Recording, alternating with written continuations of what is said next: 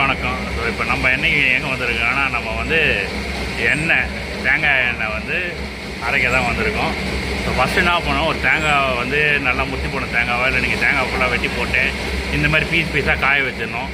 கிட்டத்தட்ட ஒரு 4 நாள் இல்லை ஒரு வாரம் காய வச்சிங்கன்னா நல்லா இந்தமாரி ஆகிடும். ஸோ இதுக்கப்புறம் நம்ம மிஷினுக்கு எடுத்துகிட்டு வர வேண்டியது தான். ஸோ இதுதான் அந்த எண்ணெய் அரைக்கிற மிஷினு, அவுட்ரு அப்பீரன்ஸ். ஸோ இந்த மாதிரி வந்து இருக்கக்கூடிய இந்த ஸ்பேஸில் வந்து நம்ம வந்து தேங்காவை வந்து போட்டு விட்டோம்னா இது என்ன பண்ணோம், கொஞ்சம் கொஞ்சமாக வந்து இங்கே கீழே ரோடு போகுது பார்த்தீங்களா, இந்த ரோட்டில் வந்து நம்ம தேங்காய் தள்ளி விடணும். என்ன பண்ணோம்னா இங்கே இருக்கிற தேங்காயெல்லாம் இந்த மாதிரி வந்து நம்ம வந்து ரோல் ஆகிட்டு இருக்க இடத்துல நம்ம தள்ளி விட்டா அது என்ன நடக்குன்னா தண்ணி ஓட ஓட ஓட கீழே எண்ணெயாக வருது பாருங்க.